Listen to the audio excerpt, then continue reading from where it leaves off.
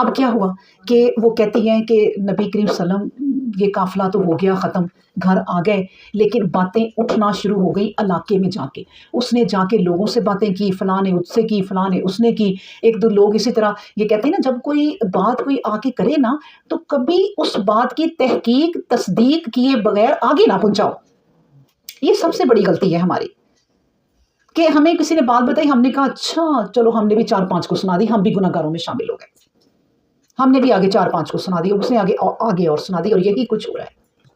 اور انہی چیزوں میں ہمیں میں بتاؤں شیطان نے گھیرا ہوا ہے۔ ہم عام عورتوں کا اگر حساب ہوگا نا تو اس میں ہی ہوگا زیادہ، اگر ہم اللہ نہ کرے کبھی روکے گئے، اللہ سے دعا کریں کہ وہ نہ روکے، کیونکہ نبی کریم صلی اللہ علیہ وسلم نے کہا عائشہ جس کو کہہ دیا اللہ نے کہ ذرا رک جاؤ یہاں رک جاؤ تو بس ہو گیا، پھر تو شام پڑ جائے گی گھر جاتے جاتے، وہ تو پھر اس پر سالوں کھڑا ہونا پڑے گا۔ اللہ اکبر۔ اور جن کے گناہ چھوٹے موٹے ہیں اللہ معاف کر دے گا، ان کو کلیئر کر دے گا، جانے دے گا۔ اس لیے ان چیزوں کی وجہ سے نا ہم کہیں پھنس جائیں۔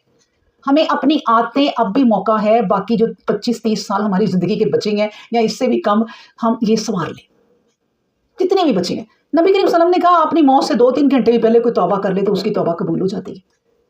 تو ہمیں تو کافی ٹائم پہلے ہم لوگ یہ اپنے آپ کو خود ہی وارننگ دے رہے ہیں کہ ہم صحیح ہو جائیں۔ تو اس طرح یہ خبریں اٹھی اور اس طرح خبریں اٹھتے اٹھتے ایک طوفان مچ گیا، لوگ ایک دوسرے سے باتیں کرنے لگ گئے، یہاں تک کہ مومنوں کے گھروں میں بھی یہ باتیں پہنچی، اور ایک جو صحابی تھے ایک ان کے گھر بھی ایک بات پہنچی، تو انہوں نے کہا کہ ان کی بیوی نے کہا کہ آپ کو پتہ ہے یہ باتیں ہو رہی ہیں؟ انہوں نے کہا میری بات سنو، تم اس طرح کر سکتی ہو؟ انہوں نے کہا کبھی بھی نہیں۔ وہ کہتے وہ تم سے بہت بڑی شان والے ہیں۔